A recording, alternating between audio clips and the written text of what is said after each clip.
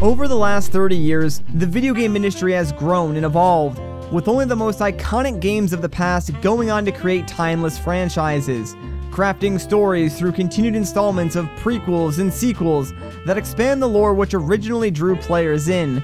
Many of these games are considered masterpieces, spoken of like legends of old, but few have done what one game did in 1986.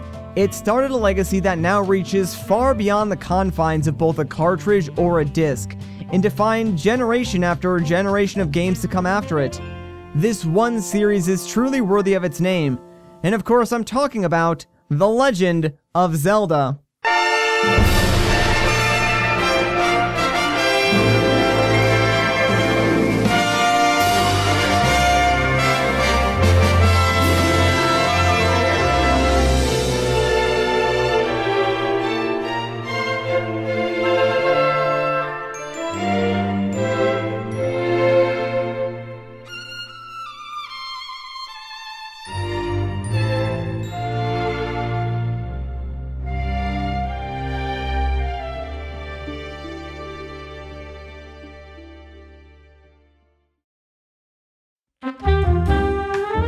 Before Nintendo broke into the video game market with the Nintendo Entertainment System, or NES for short, the video game industry in North America was on a downward spiral. Little to no regulation, oversaturation of systems to play on, and poor, rushed, buggy software releasing at breakneck speeds produced an environment that was generally confusing for consumers to get into. Games such as the Atari 2600 port of the popular arcade game Pac-Man and the video game adaptation of the movie E.T. are noteworthy for being so terrible, they made people lose faith in the industry, and they weren't the only offenders. While all of this was going on, prices on personal computers were coming down fast, quickly making them an affordable alternative to a home video game console. Not only would these machines offer better sound and graphic capabilities, they can also be used for productivity such as word processing or accounting. To consumers and market analysts alike, owning a computer was a much better investment, and eventually, this all led to the video game crash of 1983. The industry was at a standstill. Games and console prices shot down fast, which ended up being great for consumers, but for the companies that made these products, it hurt tremendously. Several development studios were forced to shut down and declare bankruptcy. Companies manufacturing consoles either reduced stock or completely stopped production. At this point, the future for home video games in North America looked pretty bleak. That is, until a Japanese company by the name of Nintendo swooped in and took control of the video game market with the release of its new system, the NES, and use of much stricter regulation.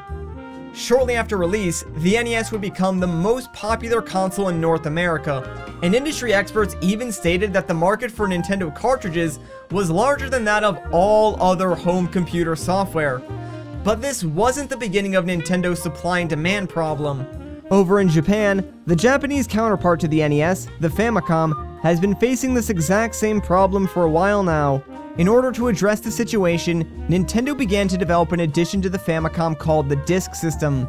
This device would not only reduce the cost to manufacture games, but it would also increase the amount of space developers could use to store game data and allow for users to save progress made in-game, something we take for granted today. Prior to launch, Nintendo put Shigeru Miyamoto and Takeshi Tezuka in charge of creating new software to help drive sales of the Disk System. Of course, one of these games would end up becoming The Legend of Zelda.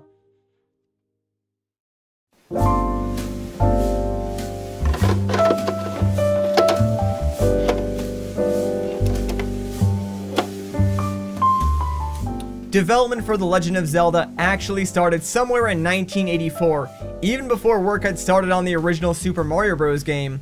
However, Miyamoto would work on both projects simultaneously until Super Mario Bros. Was released in September of 1985. Because Super Mario Bros. Was such a linear game, Miyamoto wanted to make Zelda the total opposite. Inspired by his childhood of exploring the woods and caves in Japan's Kyoto region, as well as the popular fantasy RPG computer games of the time, Miyamoto set out to create a game that would capture both of those elements and combine them into a singular cohesive experience. Utilizing the disk system's ability to rewrite data, Miyamoto and his team first created a multiplayer title in which one player would create a labyrinth-like dungeon and the second player would have the chance to navigate through it.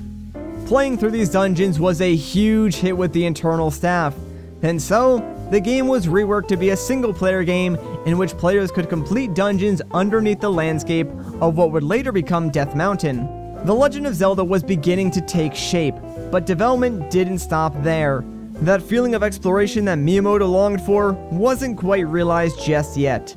In fact, he would often think to himself, I want to play above ground too. And so the team created a world of forest, trees, mountains, and lakes, which would later become the Hyrule field that we're all too familiar with. The trick was combining the more action-oriented gameplay found inside the dungeons with the element of exploration found in the overworld. This balance proved to be difficult for the team as no other game had really done anything to this extent before, and this moment is perhaps the birthplace of the modern action-adventure formula. After several months of trial and error, the game was just about complete, but it still lacked a proper name.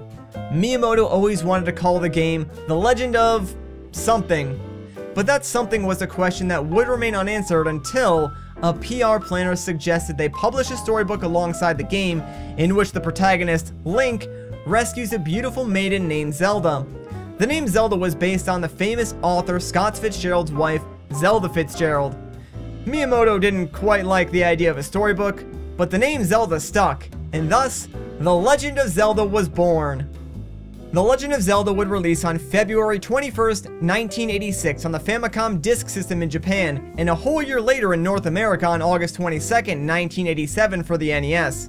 The game was an instant classic, receiving fantastic reviews across the board and going on to sell over 6.5 million units worldwide. The game inspired countless other titles that helped shape the entire 8-bit era as we know it. It was clear that Nintendo had a hit on their hands. But what was next for The Legend of Zelda? Well, the obvious answer is a sequel, but how are Nintendo and Miyamoto going to follow up the massive success of the first game? The answer might surprise you.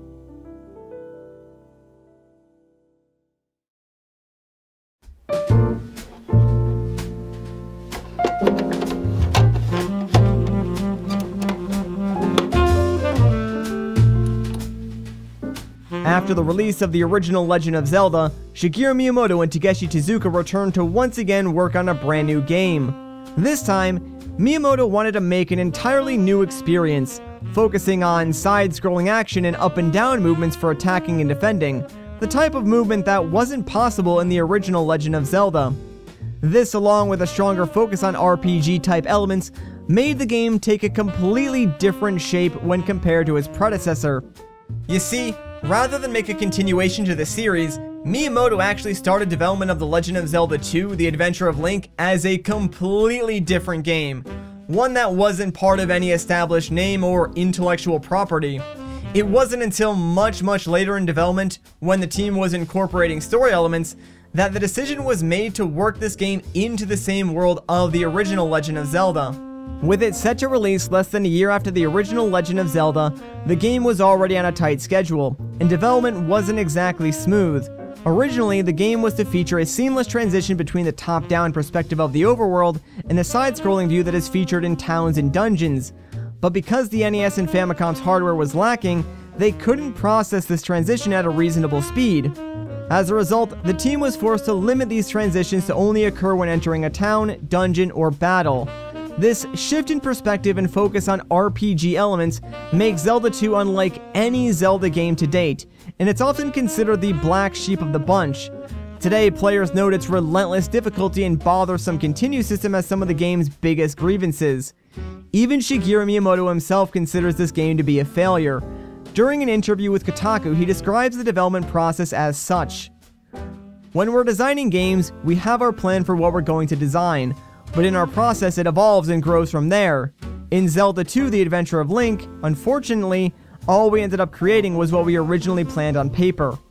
Despite these flaws, The Legend of Zelda 2: The Adventure of Link would release first on the Famicom Disk System in Japan on January 14th, 1987, only 11 months after the release of the original Legend of Zelda.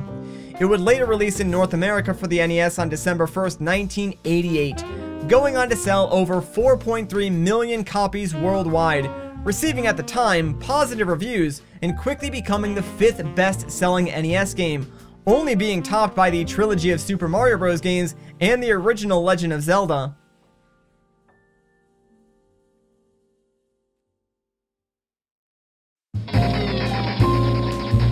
The men sitting in this room control the American video game industry. Nintendo, the most successful Japanese company in America by at least one measure. Nintendo controls 85% of the US video game market. Part of Nintendo's success at this point was the lack of competition. Due to the video game crash of 1983, most previous video game companies closed down or dramatically reduced their contributions to the industry. This let Nintendo rise like a phoenix out of the ashes and dominate the market. Nintendo would remain mostly unrivaled until 1988, when another Japanese company by the name of Sega would release their own console, the Mega Drive. Sega's Mega Drive, or better known as the Genesis in North America, was a true 16-bit console that outclassed the 8-bit Famicom in every way. Nintendo finally had their rival, and the console wars had begun. This new competition prompted a response from Nintendo. A new console was on the horizon, and as we all know, with the release of a new console comes all new games. And that's it for the first installment of The Legend of Zelda documenting a legend. Next, we'll be talking about the 16-bit era and the third installment of The Legend of Zelda, A Link to the Past. I hope you stick around for it. Until then, I've been your host, Matt. Thank you so much for watching, and I'll catch you in the next one.